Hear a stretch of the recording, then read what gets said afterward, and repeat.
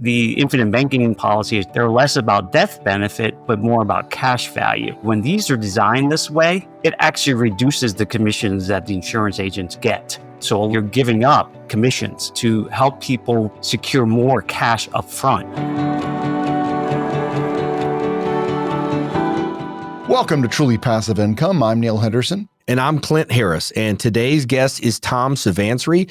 He's a former corporate professional turned financial strategist who specializes in helping individuals and families achieve financial independence through non-traditional methods. With nearly 2 decades of experience, Tom's approach blends personal finance insights and a unique model called infinite banking, which I'm excited to talk about. Uses that to create and protect generational wealth. He's also the author of Wealth Beyond the Numbers, a guide that challenges the conventional view of wealth to focus on a fulfilling life. Tom, thank you for joining us. How are you? Oh, I'm so excited to have this conversation. So looking forward to chatting. We're pleased to have you here. Yes, excited to have you here. This is coming at a good time for me. As we're getting to the point, I've got a 5-year-old and an 18-month-old, and we're getting to the point in the life cycle of some of our deals that I'm trying to be the responsible husband, father thing, and I'm looking ahead and I'm reading books like What Would the Rockefellers Do, 7-Generation Wealth Systems, and a few others that put a lot of emphasis on thinking beyond your own generation, thinking down the line. And it's funny how the infinite banking thing kind of keeps on popping up with those people that have a really long view. So tell us a little bit about yourself and kind of what led you to this, and then we'll start to get into the weeds a little bit on that. Yeah, it's an amazing journey. And before we start recording, I was telling you about my son, who's now a freshman in college, which is insane, right? And watching his journey grow up, and I stepped backwards and started thinking about just like when I had young kids, thinking about the stresses of life and just trying to get through that. Not so much focus on the long term, but like things change over time. And so it's amazing to reflect on this. But when I first started learning about this, I didn't even know the concept of infinite banking. I was just using life insurance like what most people would use it for, right? I thought it was a nice basic savings tool. It protected our family, but we didn't really actually use it for anything. So there was a length of time, and my advisor at the time didn't know anything about it either. And so it was a plain old vanilla whole life insurance that I kept for about almost 12 years without ever touching it, right? And, as I started expanding my own horizons around things like, reading Rich Dad, Poor Dad, and learning about entrepreneurship on the side as I was working my full-time job, I just stumbled across this book called Becoming Your Own Banker. And it was quite amazing because when it was just by luck, you're just scrolling around the internet and something just catches your eye. And I started reading it. I bought it and I read it. I had to read it 2 more times sequentially because I was like, this can't be right. There's something odd about it. There's, some people call it scammy. And I said, no, I'm just going to keep on digging in. And as I really got more involved with it, I started realizing that it was much bigger than, life insurance or even banking in itself. It was a much broader vision. And this is where I think we aligned. It was really about control and freedom of and use of my money, right? And that's really what sort of is the strongest connection to it. You could get wrapped up in the nooks and crannies of whole life insurance, whether it's a good investment, bad investment, whatever. There's a lot of noise around that.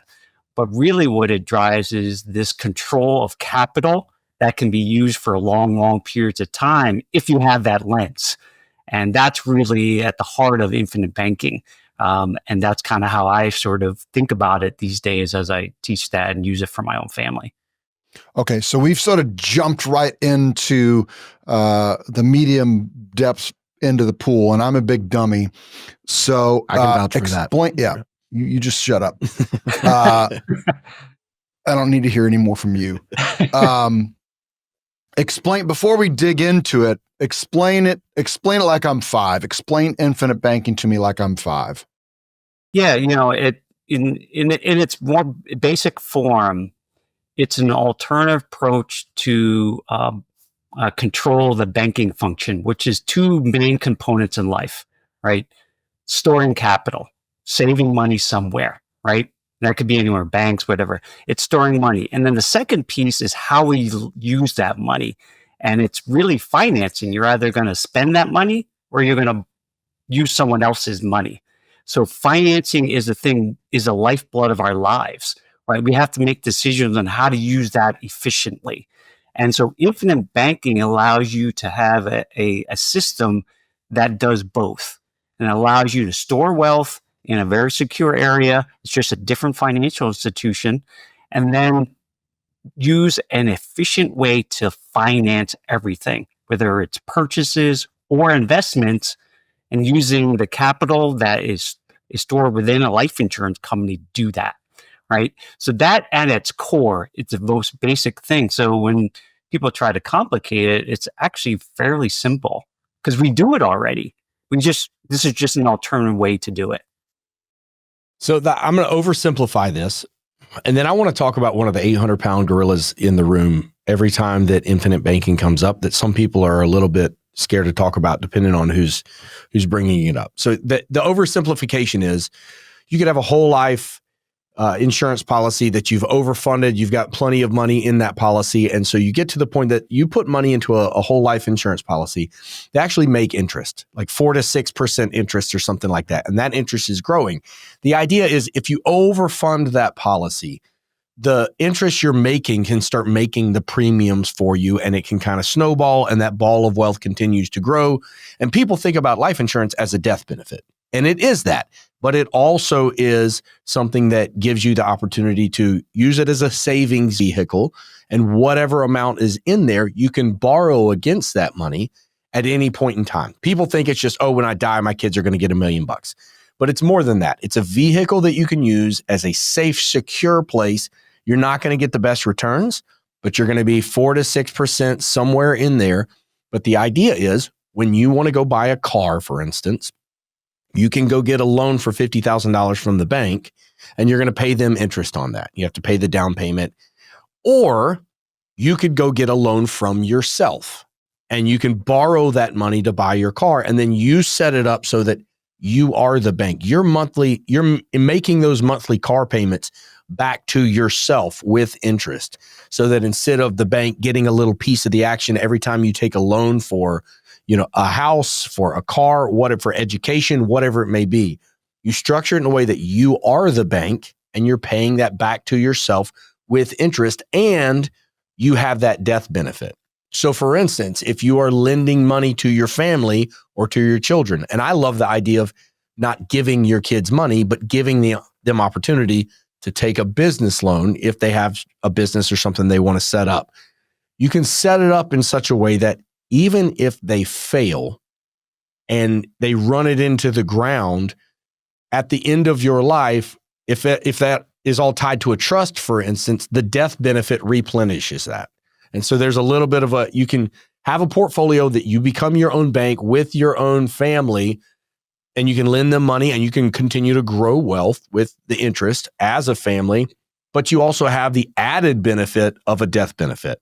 And the idea is, like, over time, if you keep getting policies on the future family members that you either have or you choose to be a part of your family, you can continue to grow this legacy wealth. And that's an oversimplification. And I would argue that it's a lot more than just money. It's about family constitution and the type of people that you're creating. But there's one big caveat here, is that the biggest people that always push the infinite banking system are the ones selling life insurance, right? And I think the first person that gave me Be Your Own Banker was the person that sold me my first life insurance, who since is a dear friend. He's a financial planner. I hold him in extremely high regard, and that book has aged very well with me.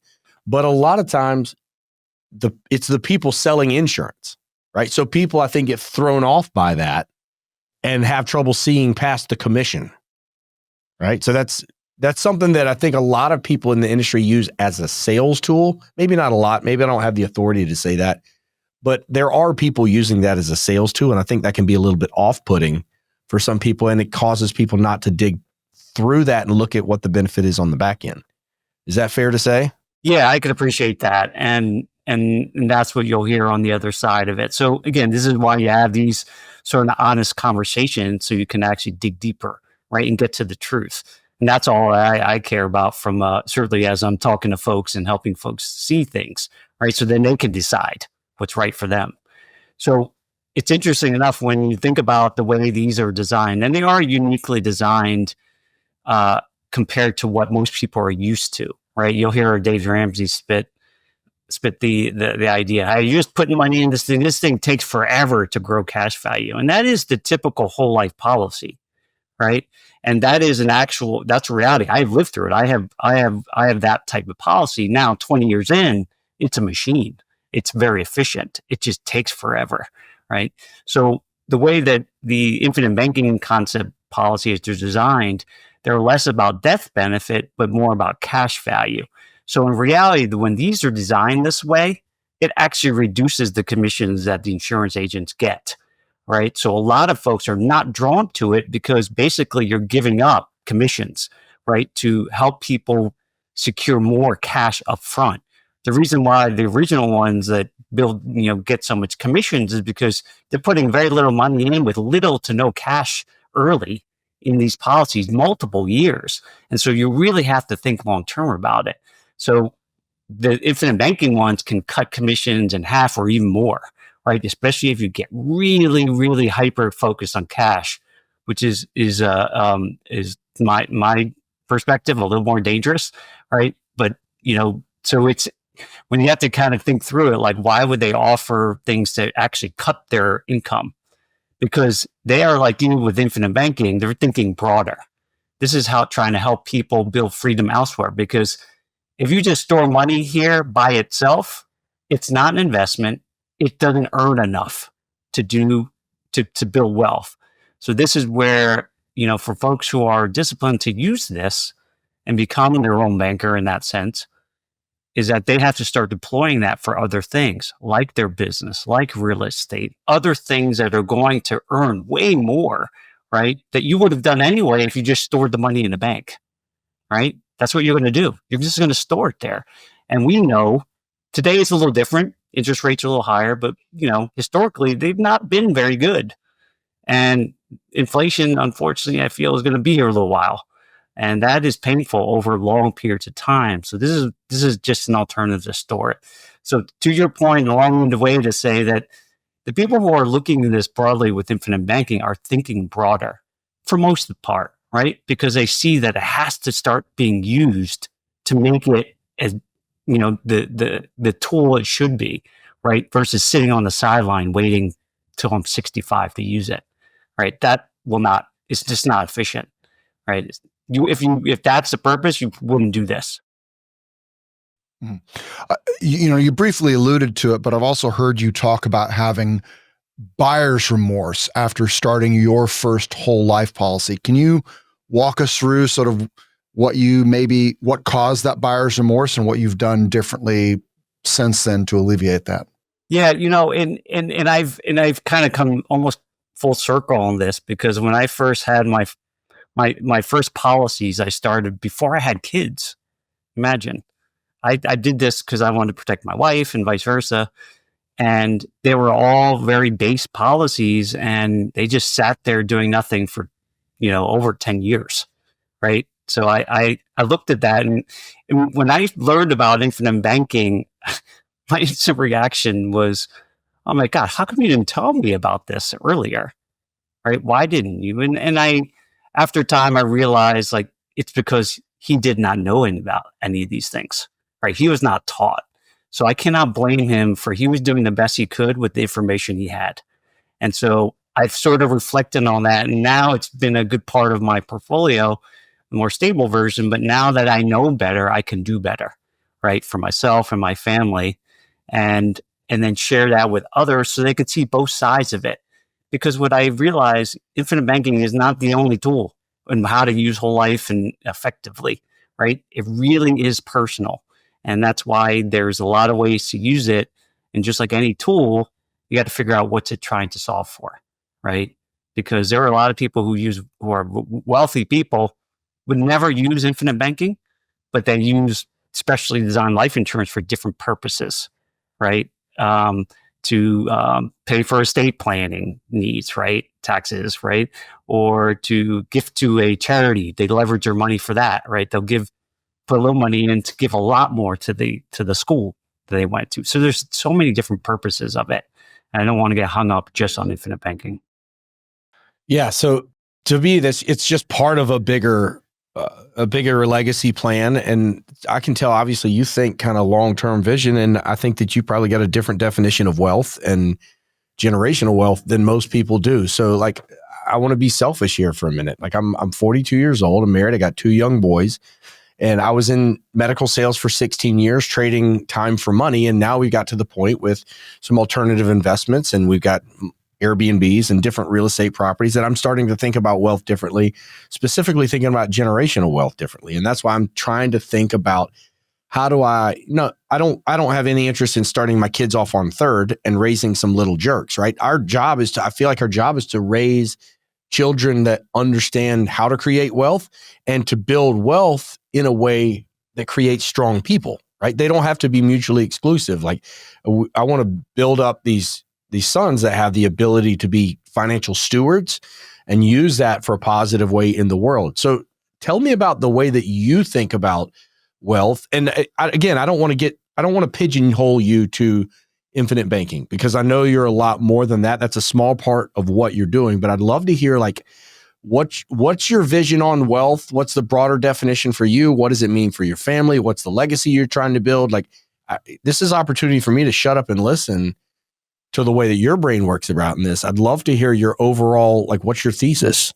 Yeah. So as and some of it to the way you described it earlier is an evolution, right? Now I'm like 50 and my kids are going into college. So I look at these sorts of things and I said, my legacy really is going to be born into them, right? The character of my kids and how they show up in this world. And so when I look at that, that puts a sort of target on me to say, I need to be better. I need to be doing more in this world to show value. And when I think about wealth, and this is why I wrote that book at the time, it was a weird time in my life. I was thinking about transitioning, and I said, listen, I've been fortunate to learn these things. And so I need to write these down for at minimum my kids to see, right? What they do with it is their choice. But my obligation, just like now, and I'm learning other things, that I need to share them with others so they can get some benefit and value. So when I think about wealth, I think about how much can I actually contribute and impact in this world in some way, right? My unique abilities, you've heard these sorts of concepts, that rings true to me now more than ever, right? That I say, I've been gifted certain things. I'm not good at everything, but there are things I'm gifted in. And I said, I have to harness that to bring the most value that I can to this earth. And that's how I look at it. And so what will likely happen from that is that I'll probably build more wealth. And that actually, to me, becomes a cycle, just like infinite banking, that this money gets recycled in to produce more, to give more, right? To contribute more. And so I'm looking at that for my kids and saying, listen, it isn't trying to reach a certain dollar figure, but your goal in life is to never stop going in that upward right trajectory to the day you die. And I heard this once from my friend. He says, when I'm dying, when I leave this earth, I'm going in hot. That means that I will never stop growing and learning and producing and trying to do something good. And I stick to that constantly because, I see the great things people are doing in this world, and the people who are doing it because they see a bigger vision of this world and want to do more, and that's their obligation. And I do feel that, right? I saw the other day, and it's the opposite. And again, I'm respectful of people. I like to see people's different perspective. Where people said, die with zero, or basically end life with zero. And I just can't get my head around that because I just don't. And the more fuel and tools that we can give to the next generation, they can do more. That's my view of it. So I'm trying to build as much with the whole idea that I'm getting rewarded for doing more, giving more value in this world, whatever that is. And that's kind of why I went down this path. I love that. One of the things that I've learned in the last year or so to look for is that in any industry we're looking at, like there's a difference in planners and strategists. Like if you have a tax planner or you have a tax strategist, that strategist is bringing a lot more to the table. And you are not a financial planner. You are a financial strategist. You're specifically looking at non-traditional and alternative investment strategies, which is obviously something that not everybody brings to the table. We hear about the traditional financial planner, and then stocks, bonds, mutual funds, whatever it may be. And they're of course going to give you good advice on insurance and things like that. But one of the things that I've been hearing about more recently is the RIA, which I'd love for you to tell us a little bit more about that world. I'm just a little bit of a babe in the woods, but this is financial strategists that are bringing in alternatives like syndication, like self-storage, multifamily, car washes, RV parks, whatever it may be, probably crypto and things like that, that it's bigger than the traditional assets in a rapidly changing world. You understand, I think, or at least that industry understands, that people are starting to take part of their money outside of the traditional financial planner umbrella because they're going to invest in those things. So the sooner somebody makes that shift to making that part of the whole portfolio, obviously the better. So tell me a little bit about the kind of things that you offer strategy on, and in terms of the alternative investments that you're looking at. Yeah, because that's what drew me into this, kind of as a parallel with working my job and kind of realizing I could have stayed on that path for the rest of my life, likely, and not done anything else. And for the time it was there, it was fine. But what I also recognize is that it almost keeps you, for lack of a better term, like almost in a cage. It's like a bubble, right? It's the path that, we assume that's what you're supposed to do, even if you dislike it, right? And I think, and I'm okay with, there's things I don't like to do that I know are beneficial, but people are, I think the vast majority are probably in jobs that maybe they don't love, they don't get to leverage their gifts and passions about life, and they're doing it to stay in that path. And I think when I started looking at it from a financial planning perspective, it felt like most people were in that. And I don't think they were doing wrong. I think it's just they didn't see these other things, and that's not what they're taught to sell. And I don't disparage them, but I think there's such a power to trying to keep people in a lane and keep them in a system, because that's how Wall Street, banks, even insurance companies make money, right? That's just the reality of it. And I'm not, listen, they have a right to make money, but they're the owners. And I said, we need to start being owners of our life and our finances. And so when I started looking at this, that's why I got attracted to things like real estate and alternative investments personally before I left my job, because none of the advisors were sharing them with me. So I had to go seek them out and empower myself and my own family.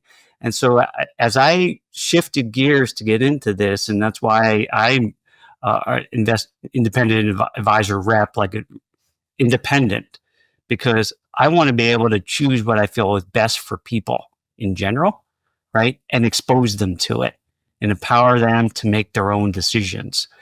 Unfortunately, the system itself wants to keep us kind of dumb and passive. I know this is kind of the truly passive, but they want to keep us passive, right? Because if we start poking around, they're like, "Oh, you're questioning kind of how we do things." Now I might venture somewhere else, right? And I've for my own personal life, I feel like I've kind of broken out of the cage, and now I'm in the wilderness, trying to explore. And most people, unfortunately, never get to see any of that. Is it scary? Occasionally, right? Just like in the wild, right? Like a lion. That's why my company is Perennial Pride, based on like a lion and a pride, building families, protecting their families, right? And then they get to explore the world, right? And you got to fend for yourself and learn.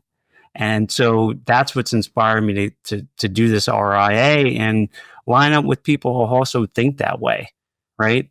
And empower people, not just try to control their wealth. I know I've never ever. I always ask the question, "Hey, what's the minimum asset?" Well, I don't do assets under management.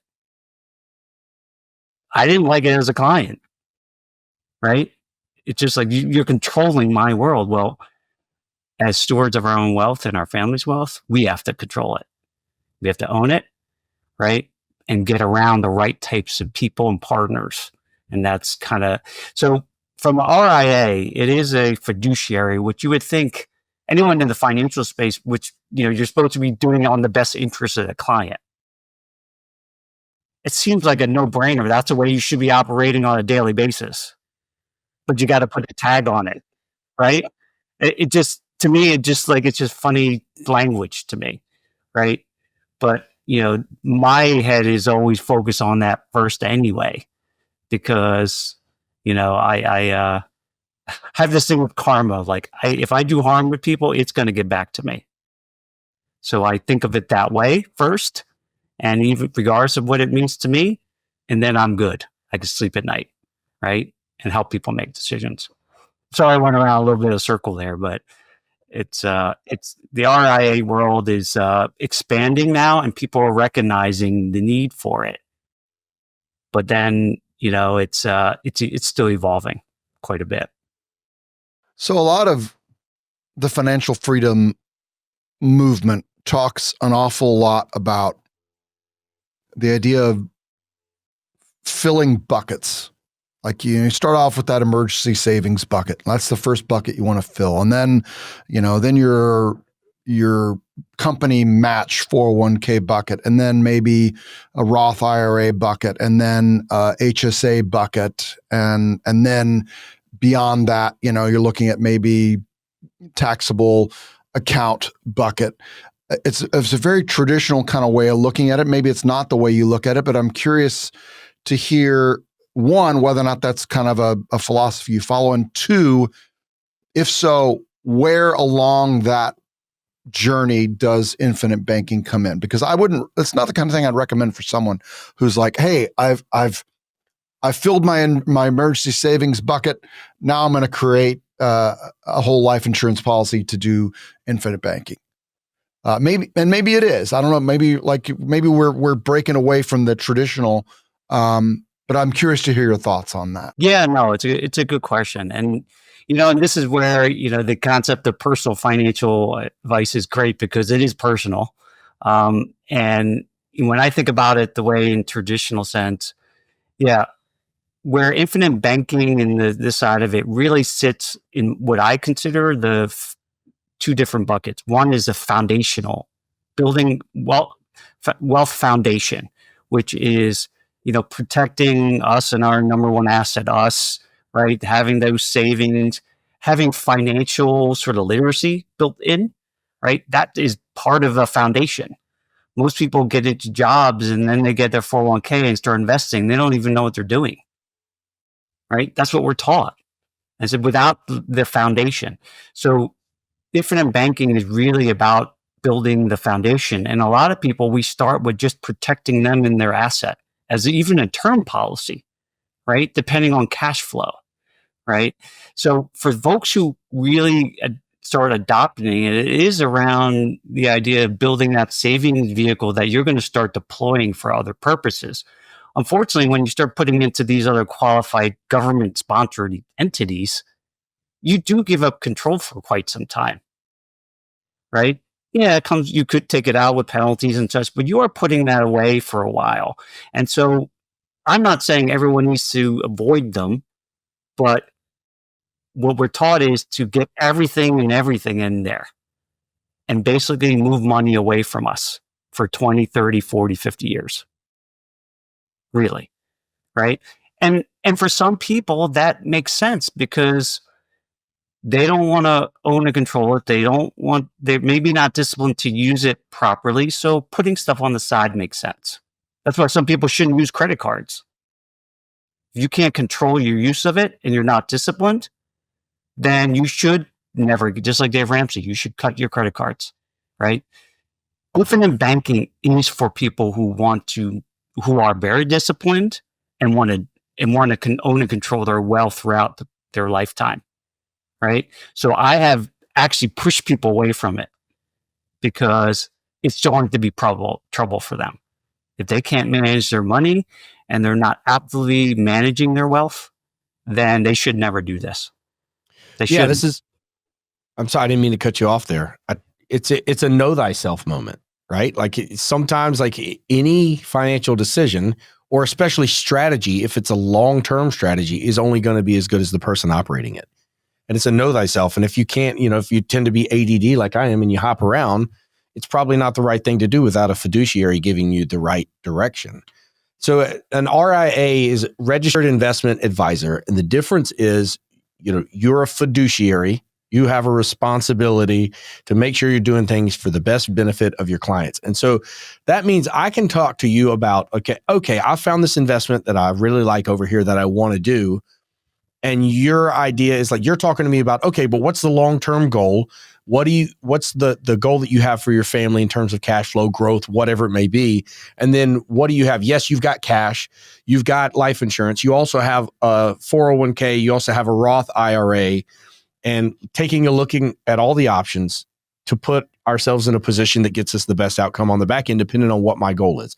Like people look at their 401k and they think, oh man, I've got $1 million here. No, you don't.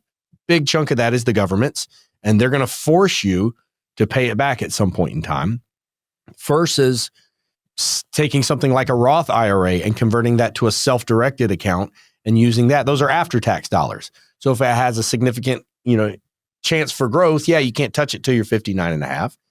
And then the option is like, if it's something that's going to mature sooner than that, yeah, you can use cash, or you could take a loan from yourself, pay yourself interest with your life insurance policy, and use that as well. So I think it's a broader scope than what your traditional financial planner is willing to look at, with the overall that person's goal in mind on the back end to decide which avenue is the best option. Is that fair to say? Yeah, it is. And I think you hit on the nail on the head around know thyself, right? Because there are some fundamental things just that make sense, right? And it's save, spending, less than you make, right? These sorts of things, and store up money for emergencies, right? You're going to need some capital, right? And that's all going to be personal.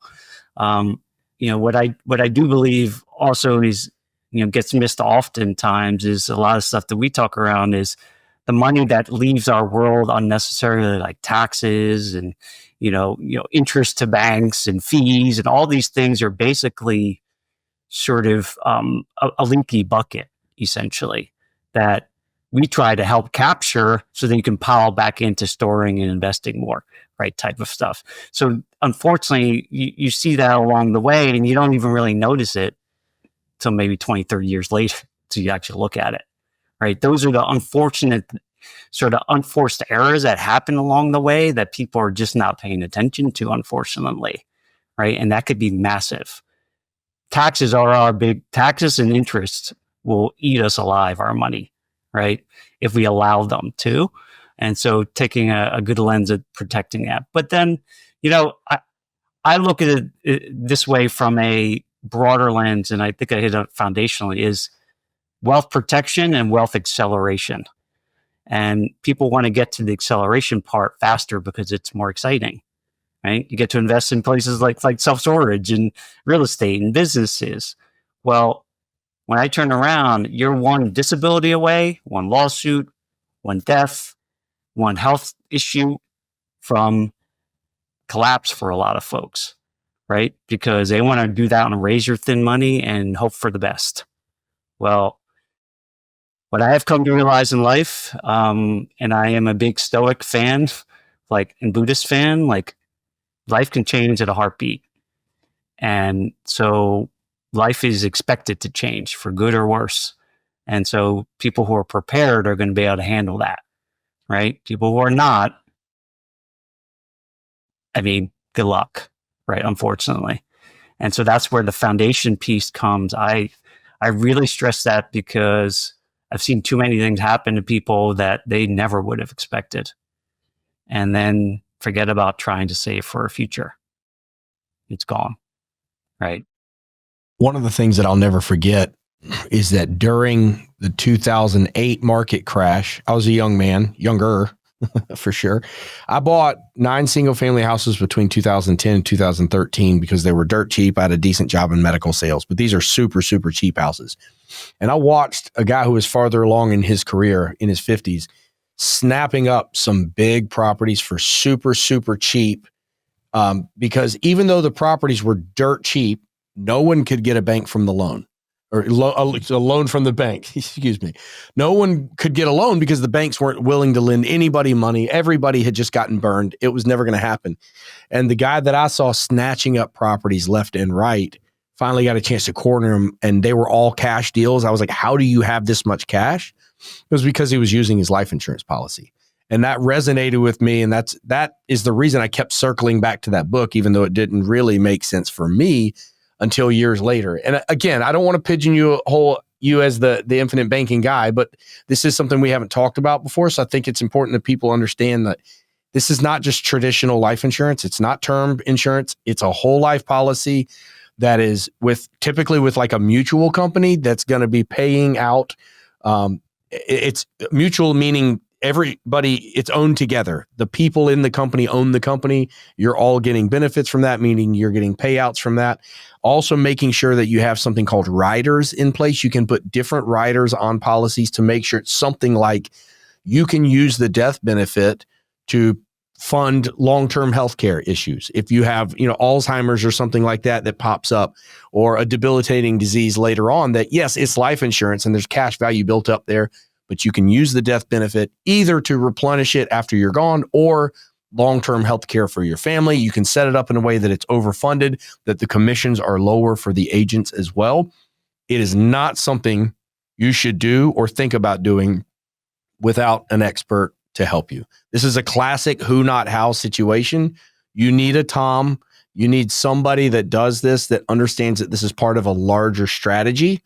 So I'll just say that it's something that I've been focusing on a lot recently.